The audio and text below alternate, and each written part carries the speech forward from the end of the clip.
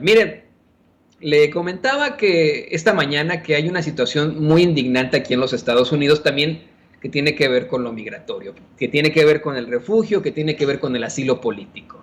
En tiempos de Donald Trump se estableció una política verdaderamente ridícula en la que se exigía que el gobierno de México detuviera a los inmigrantes y estos inmigrantes que solicitan asilo aquí en los Estados Unidos se mantuvieran, pues vamos, en México hasta que el gobierno de Estados Unidos determinara qué iba a ocurrir. Cambia de gobierno, llega Joe Biden y echa para atrás esa determinación. Anoche, de la forma más desafortunada, la Suprema Corte de Justicia de este país, de los Estados Unidos, determina que el gobierno de Biden no tuvo pues ninguna cualidad legal para hacer eso y le exige restablecer esa estúpida política de quédate en México. Imagínese usted, por lo cual los solicitantes de asilo acá en los Estados Unidos tendrán que permanecer en territorio nacional, en México, en lo que lo hacen. No porque sea un problema, yo quiero hacerle eso muy, muy claro. Y siempre lo he dicho, para mí, y esa es mi idea, los inmigrantes son bienvenidos en cualquier parte. Lo hemos dicho aquí hasta el cansancio. El inmigrante demuestra que nosotros como humanidad hemos evolucionado. Sin la inmigración no existiríamos como humanidad con esta humanidad tal como la tenemos. Seguiríamos viviendo todos en África, por ejemplo. Debemos nuestra evolución humana, nuestros grupos sociales, gracias a la inmigración. Así que es verdaderamente ridículo eso. La realidad es que, y está en la Carta de Naciones Unidas, la Carta de Derechos Humanos, que cualquier persona puede elegir el lugar en donde quiera vivir en el mundo, ¿no? Ese sí es una realidad. Pero bueno, yo estoy convencido, no podría yo decir abiertamente que Estados Unidos está abierto a los inmigrantes, porque aquí soy residente permanente, no soy ciudadano. Pero como mexicano me siento con el derecho de decir que México le abre las puertas a los mexicanos. A mí este país, Estados Unidos, me abrió las puertas a mí, precisamente como, pues bueno, después de haber sido amenazado hace varios años durante el sexenio de Enrique Peña Nieto. Y eso lo agradezco infinitamente a este país, a los Estados Unidos. Sin embargo, creo que como esta gran nación así lo ha determinado durante tanto tiempo, hemos crecido gracias a las aportaciones de los inmigrantes. Estados Unidos no sería Estados Unidos sin los inmigrantes. Y por eso le pedí a la doctora Leticia Calderón Chelius que participara hoy con nosotros. Usted ve aquí a la doctora Leticia Calderón Chelius todos los viernes, pero le pedí que participara con nosotros porque desde muy tempranito me mandó un mensaje diciéndome que hay una laguna tal vez ahí en esta determinación de la Suprema Corte de Justicia. La doctora Leticia Calderón Chelius dice que en su tesis, en esta tesis que nos va a plantear en unos momentos más, que México no tiene por qué acatar esta orden de una Suprema Corte, porque ya fue una determinación del pasado. Bueno, es más, ¿para qué se la explico yo? Mejor que nos la explique la misma doctora Leticia Calderón Chelius. Doctora, muy bienvenida a su espacio. Gracias, Toño. Qué gusto poder hablar contigo y con quienes te escuchan, quienes nos escuchan, y bueno, mandarles un saludo afectuoso desde la Ciudad de México. Y efectivamente, ay, Toño, me da muchísima pena, pero te voy a tirar como que un balde de agua fría porque estabas hablando del tema de los afganos y realmente es muy interesante, es importante, es conmovedor incluso, porque todos hemos seguido las noticias y sabemos que hay una situación pues de extrema violencia, sobre todo en términos de pues una guerra tan prolongada y una situación de revancha que puede ser fatal para algunos y de una opresión espeluznante para otros. Y dado eso, pues qué bonito, qué emocionante, así como en la más pura tradición mexicana de asilo, pues que México abra sus puertas. Pero, Toño, aguas, porque la letra es chiquita, tampoco es muy clara. Y nos tenemos que estar muy alertas porque el gobierno mexicano también está poniendo tipos de exclusión que a veces se vuelven imposibles de sobrepasar. Y esto ya lo hemos visto en otros exilios. De repente, digo, ya ahorita estamos en una etapa en que los jóvenes, y vivan los jóvenes por eso, están haciendo una revisión de los momentos del pasado, así como se está haciendo con la conquista 500 años, bueno, que ahora ya ni siquiera hablamos de conquista, sino de todo este proceso de resistencia cultural, de resistencia política de 500 años. Bueno, igual con periodos, por ejemplo, como otros exilios emblemáticos para nuestro país, hay una revisión muy meticulosa y se está llegando a cuestiones donde un país como México, en su momento, pudo haber recibido mucho más gente y hubo un debate muy fuerte en el país que lo impidió. Y lo mismo aguas con lo que vamos a estar viendo, pero bueno, ahora tenemos más herramientas también, por ejemplo, todos estos antecedentes.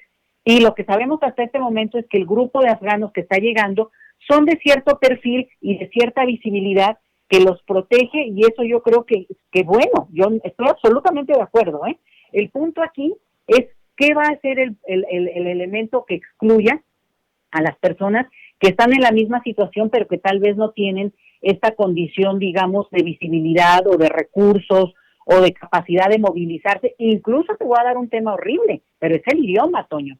La mayoría de estas personas seguramente por su condición educativa hablan algo de inglés, si no es que incluso muy bien, pues algunos creo yo que si eran corresponsales, pues hablaban inglés, y sabes muy bien que en México, aunque hay gente que pretende el inglés, tampoco es que es un idioma que se hable de manera natural. Entonces, ya es una primer barrera. Ahora, imagínate a alguien que no sepa inglés, que venga de Afganistán, bueno, se enfrenta a una siguiente barrera que puede ser un obstáculo para que el gobierno mexicano empiece a poner filtros, y hay que darle seguimiento, Toño, porque si no nos vamos con la pinta de digamos, la foto, el momento, la coyuntura y otro elemento.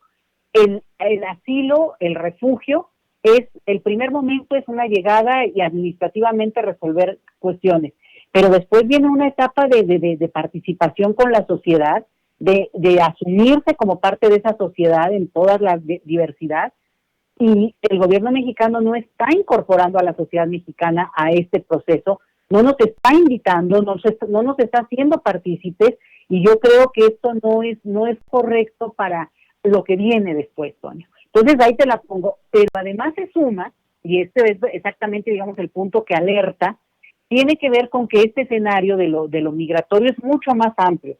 Mientras México está abriendo las puertas, insisto, de manera correcta en términos de derecho internacional a un grupo de gente en peligro, bueno, por otro lado está aceptando los vuelos directos de Estados Unidos, de la frontera de Texas sobre todo, a Tapachula, a la parte sur de la frontera mexicana, para que la gente centroamericana que está siendo, y no solo centroamericana, ojo, está siendo deportada a Guatemala. Y ahí podemos discutir muchas cosas, Toño, pero cuando tú haces algo así, esos vuelos, los dejas a la gente en la noche, familias enteras, sin condiciones, en situaciones de peligrosidad, como México tantas veces ha peleado para que eso no pase con nuestros connacionales cuando son deportados a nuestro país.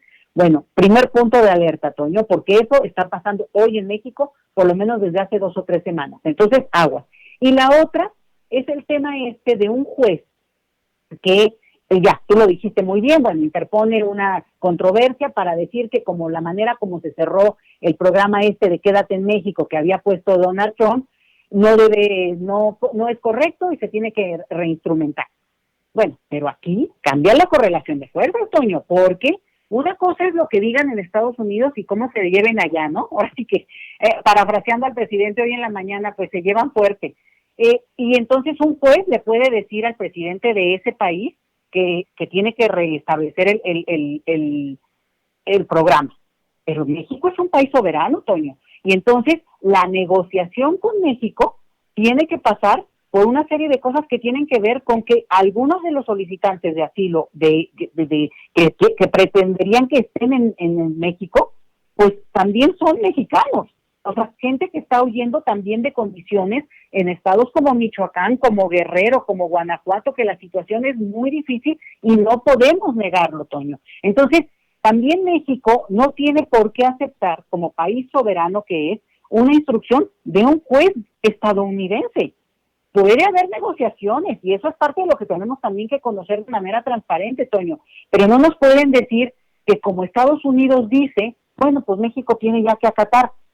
Sí entiendo bien, y yo con esto abro el debate, Toño, que en su momento se aceptó y tiene que ver con que Donald Trump amenazó abiertamente a México. Y en ese sentido, bueno, pues hubo un momento de mucha incertidumbre. El gobierno de México, el actual gobierno de México acababa de tomar el poder y eso llegó a digamos, puso en crisis, puso en jaque todo el proyecto que estaba apenas empezando. Pero hoy la situación cambió, Toño. En Estados Unidos hubo elecciones, hay un gobierno demócrata que respeta a nuestro país. Nosotros hemos respetado a Estados Unidos con el presidente que sea, con su momento Trump, en este momento Biden, y por tanto México sí tiene la capacidad y las condiciones para decir, oye, yo no puedo aceptar ese programa, una por las propias condiciones de nuestro país, pero la otra es que nosotros no obedecemos a órdenes de un juez estadounidense. Y en todo caso, y de últimas, Toño, nosotros podríamos meter una controversia también legal aquí, que en su momento también tendría que dar una opinión para decirle al propio gobierno nuestro, bueno, México no tiene condiciones para aceptar ese tipo de programas que son estadounidenses, no mexicanos, Toño. Por eso necesitamos más doctoras Leticias Calderón Chelius y menos Brenda Lozano en el servicio exterior mexicano. Imagínese usted, si tuviéramos a alguien como la doctora Leticia Calderón Chelius aconsejando este tipo de cosas en la Secretaría de Relaciones Exteriores, otro gallo nos cantara. Y yo no sé, doctora, si el canciller Marcelo Ebrard está enterado de todo esto y vamos, su propuesta, su tesis tiene mucho sentido. Efectivamente, México no tiene por qué asumir la determinación de un juez en los Estados Unidos. Vamos, ni siquiera tiene validez en cuanto a la forma de estratificar la ley en México. En efecto, nosotros tenemos tratados internacionales que podrían estar al mismo nivel de la Constitución, pero en esos tratados internacionales no se incluyen las determinaciones de los jueces de uno o de otro estado. Es decir, un juez podría solicitar una extradición, por ejemplo, ¿no? Podría solicitar información de otro país, de una fiscalía en otro país, pero no puede determinar sobre otro país. Y aquí está la llave para lo que cómo podrían enfrentar esta crisis ahora, el gobierno de México, ahora que la Suprema Corte de Justicia, de mayoría republicana, no se nos olvide, de mayoría conservadora, pues determina de esta forma. Y mira, no se vaya con la finta, no significa que los demócratas, insisto yo con eso, que los demócratas son muy linditos, ayer se reunió Alito Moreno con Joaquín Castro, demócrata, por ejemplo. ¿Qué hizo Joaquín Castro, congresista de los Estados Unidos, que siempre ocupa sus espacios para hablar en español? ¿Qué ha hecho él por los mexicanos? ¿Qué ha hecho él por los hispanos? Pues no, muchas cosas, ¿verdad? Entonces, pues ahí lo tiene. No sé si quiera cerrar usted con algo, doctora. Pues me da mucho gusto que el comentario dé alguna luz distinta, simplemente elementos para acompañar este proceso e incluso yo te diría hasta para fortalecer a nuestro gobierno, porque de repente puede ser que se sientan como que en esta situación donde en una relación tan asimétrica, obviamente, pues México tiene que ceder mucho y tampoco podemos negarnos a eso, Toño, lo entendemos. Pero hay algunas cosas que México sí puede hacer en la soberanía de su territorio, como son de no violar los derechos humanos, ¿verdad? De entrada.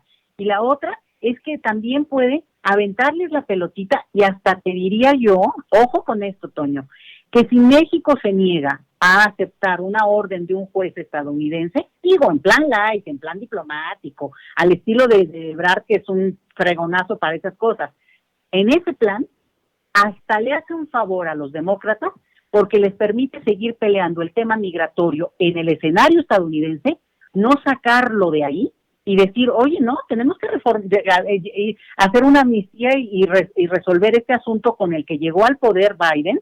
¿Y por qué? Pues porque no están haciendo caso, vamos, ¿no? O se está delatando mucho este proceso de cooperación y pues no, ¿me entiendes? Hasta le da armas a esta disputa que es de ellos.